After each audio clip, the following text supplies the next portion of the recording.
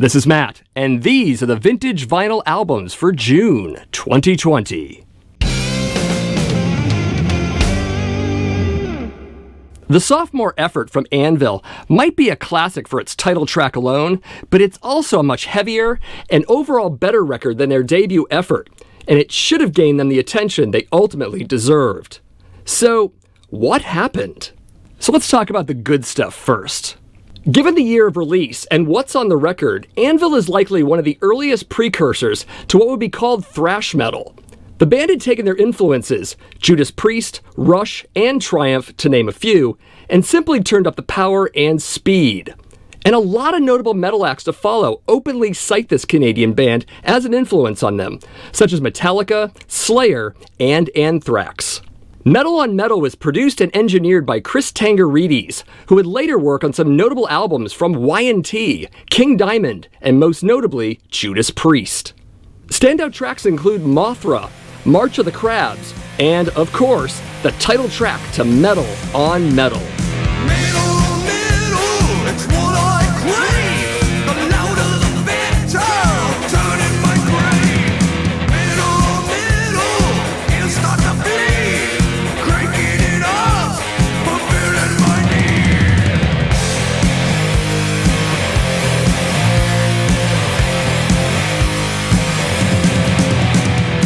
A music video was made for the title track of the album, showing the band in a recording studio performance. But to get a real sense of both the track and the band, I'd much rather recommend their 1984 live performance from Japan, found on the Unidisc Music YouTube channel. It's Anvil doing what they clearly do best. What's strange is that you might think this would be the album that would break them big, but it really wasn't. The culprit was likely a combination of bad timing and bad label deals.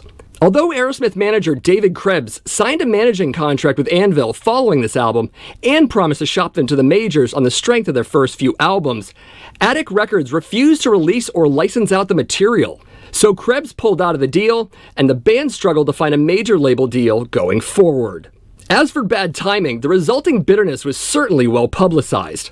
The fact that Metallica drummer Lars Ulrich said his band would one day be bigger than Anvil, and then was, along with other fledgling thrash bands, had Anvil responding in the media with a whole lot of resentment. But what do you think? Do you think Anvil deserved more, or do you think they simply got left behind by better and faster bands? Let me know in the comments below.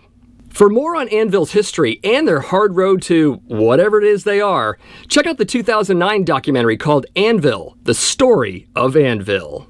Although not a lot of vinyl reissues for this album, there was a 2019 edition put out by Attic Records Limited, if interested. To be honest here, Anvil's story is basically that of the underdog.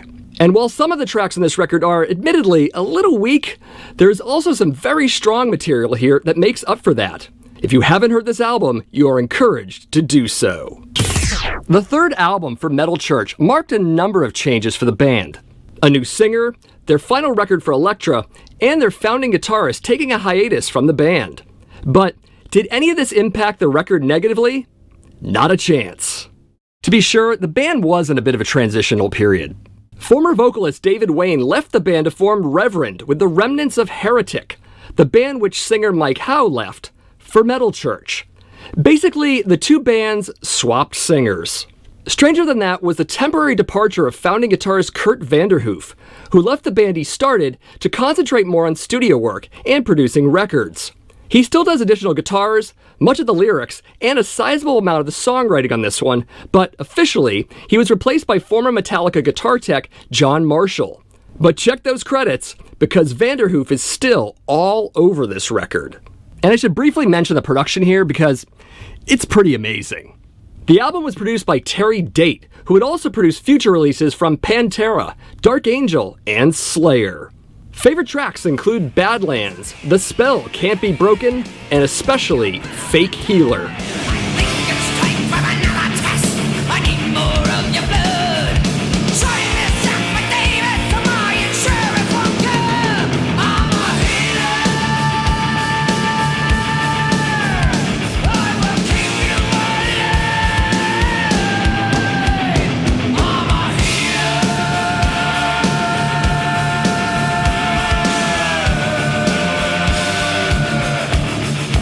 In promotion for this album, a music video was released for the track Badlands, and clearly they thought enough of the track to re-record it in 2015 for a single release, which also marked the return of Mike Howe after nearly 2 decades away from the band.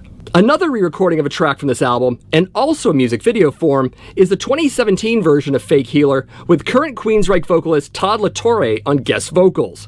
Both are worth checking out. As for charting, the album did fairly well, even better than The Dark, which is the fan favorite. Blessing in Disguise made it to number 75 on the Billboard 200 chart, and was their highest charting album until their 2016 release of 11. Not bad. Notable vinyl reissues of Blessing in Disguise included the 2014 edition from Music on Vinyl in 180-gram black, as well as the 2019 edition, also from Music on Vinyl, but in 180-gram silver vinyl, and limited to 1,000 copies. Now, I know I might get a little bit of flack for this one, but Mike Howe really was the injection this band probably didn't even know it needed. He's an admittedly superior vocalist to David Wayne, and I've always considered him a rather unexpected upgrade. But yell at me in the comments if you disagree. Currently, the band is writing new material for their next album. No release date as of this recording. Album number 4 from Van Halen was certainly a period of turmoil for the band, and it certainly got mixed reviews from the critics. But over time, it became a classic album for them, and certainly one that many fans consider among the group's very best. One reason why this is my favorite Van Halen album is, unlike its predecessor, this one's a lot heavier and a bit dark. It's likely that this is Eddie Van Halen's influence on the record, and certainly not that of David Lee Roth. It's well known that the two had constant musical conflicts. Eddie wanted heavier, Dave wanted poppier. Thankfully, Eddie won. Cover art for the album is a section of a 1953 painting by William Kurulek called The Maze, purportedly used without permission. Kurulek created the work while a resident at a psychiatric hospital in London, where he suffered from mental illness. The idea was to match the darkness of the artwork to that of the album content. Best cuts from this one are Mean Streets, Dirty Movies, and above all, Unchained.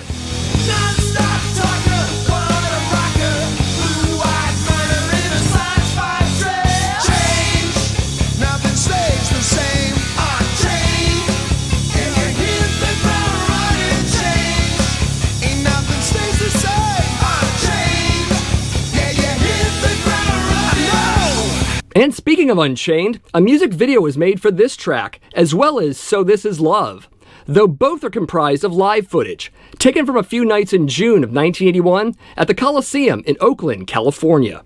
Fair Warning has been continuously pressed since its initial release, so there are plenty of reissues to choose from. In the US, there was the 2015 edition from Rhino Records, remastered from the original analog tapes. And at the same time, this version was also released in Europe, but instead via Warner Brothers. Fair Warning wasn't just an ominous title, but also a rebellious act against the commercial albums before it. Sadly, that rebellion would be all but buried for the next record, on which it would appear that Roth and producer Ted Templeman were once again in control. Be that as it may, Fair Warning is Van Halen at their heaviest, and is the first album I would recommend if new to the band. The 4th full-length album from Witchfynde was pretty much cursed from the get-go. Be it lineup changes, bad reviews from the critics, lack of promotion, or the bankruptcy of their newly found record label. But despite the impact of these details, the album does manage to provide some occasional enjoyment. Lords of Sin was released by Mausoleum Records, a known label that began its run with a slew of Belgian, German, and UK metal bands, the last of which included Witchfynde. As mentioned before, Mausoleum went bankrupt in the mid-80s, but came back in 2001, putting out reissues from its older catalog, as well as new albums. Best song on the album, hands down, is Scarlet Lady.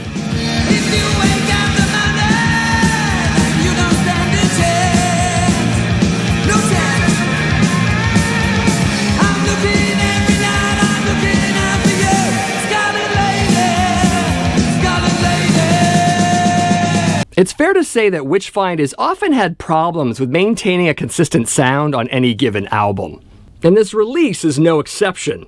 Some tracks have a distinctly Nawabum sound, and others have an almost pop rock feel to them. In fact, this album leans far more to the rock end of things than previous efforts. Likewise, their cover art and overall visual aesthetics throughout might make you think they're somehow an early black metal band, or something along those lines. But their rock leanings easily defy that impression upon your first listen. It's not bad, but it's not brutal occult metal by any stretch. As you can imagine, things went pretty bad for this band, and they did break up in 1986. But they did reform in 1999 and released 2 albums, The Witching Hour in 2001 and Play It to Death in 2008. Since then, the band has been playing select festival dates all the way up to present day. The most recent vinyl reissue of Lords of Sin is a 2020 edition from Golden Core Records in Germany, in recognition of the album's 35th anniversary. As for vinyl copies from the classic era, the original 1984 release of Lords of Sin's first 10,000 copies came not only with a gatefold, but included a bonus live EP called Anthems, which is the one I have. Sadly, the EP is not included on even modern vinyl releases, though some CD releases do have it. While critics largely hated this album, and fans were a bit divided on it as well, Lords of Sin is an uneven but decent heavy rock album, particularly on the live EP tracks. Though, I might be more apt to recommend their Cloak and Dagger album before exploring this record. Perhaps to no one's surprise, the making of Black Sabbath's 10th album was mired in excessive drug use and conflicting egos. But somehow, the band managed to push through all of that and put out an amazing record. Mob Rules was produced by the infamous Martin Birch. This would actually be the final Black Sabbath album Birch would produce, as he later went on to produce the next 9 Iron Maiden albums, for which he's much better known. This was also the Black Sabbath debut of drummer Vinny Appice, replacing Bill Ward, who left the band rather spontaneously. Vinny was a big fan of Ward's drumming, and was familiar enough with his parts to fit in well with Sabbath. Dio got along with him well too. More on that later. The cover art is a slightly modified version of a piece called Dream One Crucifiers by Greg Hildebrandt, one half of an art collaborative along with Greg's twin brother Tim. The brothers Hildebrandt were responsible for a wealth of sci-fi and fantasy artwork through the decades, most notably a well-known UK version of the movie poster for Star Wars, A New Hope. A fun bit of potential urban legend is that the name Ozzy is hidden somewhere in the artwork. Right under the cover artist's signature, to be precise. Both the band and the artist deny it's legitimate, and even with a whole lot of imagination, those painted bloodstains forming Ozzy's name might be a bit of a stretch. But there it is. Recommended tracks include Turn Up the Night, The Sign of the Southern Cross, and the all-time classic, The Mob Rules.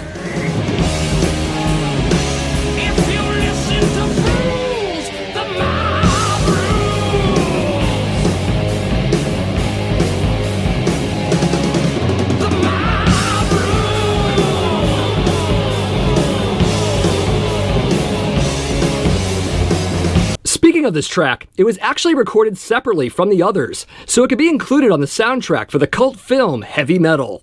The movie was otherwise a complete bomb, but it has its audience, and the sequence with the Black Sabbath track is certainly one of its highlights. Aside from a scant few unofficial releases, one of the most recent legitimate reissues of Mob Rules on vinyl was the 2009 remastered edition on Warner Brothers as part of a deal with Rhino. For the European market, there was also a 2004 edition released by Earmark in Italy, a label with ties to Sanctuary Records. So, was this the last great Black Sabbath album? Opinions vary on this one quite a bit, but it is a popular sentiment. Following the departure of Dio and Appice to form Dio, the band, Sabbath went through a string of singers and albums, none of which achieving the former glories of records past. In fact, the solo albums of Dio and Ozzy each did better in terms of sales alone when put against Sabbath albums released those same years. This would also be true for Dehumanizer and 13, the one-shot studio album reunions for each singer in 1992 and 2013, respectively. But don't let me dissuade you from the rest of the Sabbath catalog. In fact, let me know how you feel about the non-Dio and Ozzy Sabbath albums. There is some good stuff on some of those records. So, what's Black Sabbath up to now? Well, nothing. They broke up in 2017, but might one day do yet another reunion show. In the interim, they still have some legendary albums, including this one, that you should already be listening to and enjoying. But you already knew that. Megadeth's third album might not necessarily be the fan favorite, especially when compared to their other early works. And the abrupt lineup changes might have also given fans some pause. And of course, there were the drugs. But given all of that, how did the album turn out? Not bad, actually. To be sure, the production on So Far, So Good, So What was utterly plagued with problems. Mostly internal ones. The album took over 5 months to make and was ultimately remixed by Michael Wagner, who previously mixed Master of Puppets for Metallica. And I agree with Megadeth singer and guitarist Dave Mustaine that this album suffered greatly from a very flat production from original producer Paul Lanny. Of course, Mustaine's drug problem during the recording process didn't help matters either. Likewise with bassist Dave Ellefson's substance problem, notably while touring this record. In fact, let's just say that drugs were a problem all around for the band at this time. And while reviewers of the time were largely kind to this record, that hasn't been the case with more modern reviews, pointing out the lackluster production, occasionally uninspired performances, and the completely out-of-place cover version of Anarchy in the UK, originally by the Sex Pistols. Regarding the last, it really doesn't hold up in modern day, and was even a bit cringe back then. But maybe you like it. Let me know in the comments whichever way you feel about the cover version. Preferred tracks are Mary Jane, Hook and Mouth, and Set the World Afire.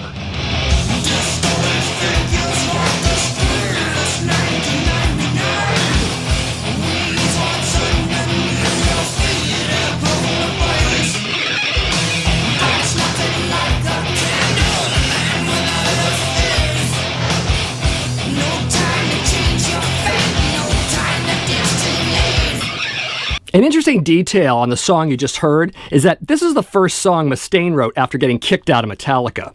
Originally entitled Megadeth, the track was penned when the band was called Mechanics. When they became Megadeth, the song title was changed. In support of this album, a music video was made for the track In My Darkest Hour. Directed by Penelope Spheris, the footage was pulled from her 1988 documentary on heavy metal called The Decline of Western Civilization Part 2: The Metal Years. However, this isn't the first time Spheris did work for Megadeth, as she also directed their music video for Wake Up Dead from their previous album Peace Sells, But Who's Buying? Despite its lesser popularity among the 80s album releases for the band, it did make the Billboard 200, charting at number 28. And that's without commercial radio support of any kind. The most notable reissue of So Far, So Good, So What was the 2009 edition from Capitol Records as part of their From the Capitol Vaults collection, though it does have the 2004 remixed and remastered version of the album, which may or may not be of interest. As many know, this is an album that sits between two incredible albums, and is pretty much overshadowed by them. While the album is not their strongest work, and it is a tad weak at times, it's still worth hearing again. Give it a revisit.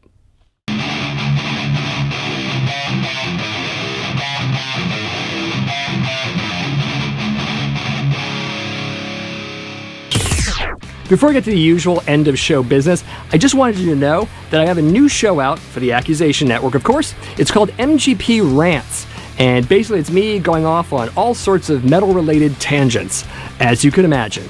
It should be a good time. The first episode is out already. You should definitely check that out, and check into future episodes, because it's going to be fantastic, as I think I just said. So there you go. Of course, if you like this video, you should definitely give it a thumbs up. Also, share the video with your friends. And if you haven't done so already, you should subscribe to this channel. It's a great channel. I do metal vinyl collecting videos once or twice a week, including this very show. And it's a great thing. Also, hit that notification bell so you can be notified on each and every video I produce. It's probably why they call it a notification bell. But you should definitely do that, and everything will be great. Also, if you want to support the network in a more extended capacity, you should definitely check out our Patreon page. That's it, patreon.com/theaccusationnetwork. Check out the tiers, see how you can contribute. I post videos there up to 7 days early, plus there's a lot of exclusive content. Definitely check it out. It's a good time. And as always, see you next month.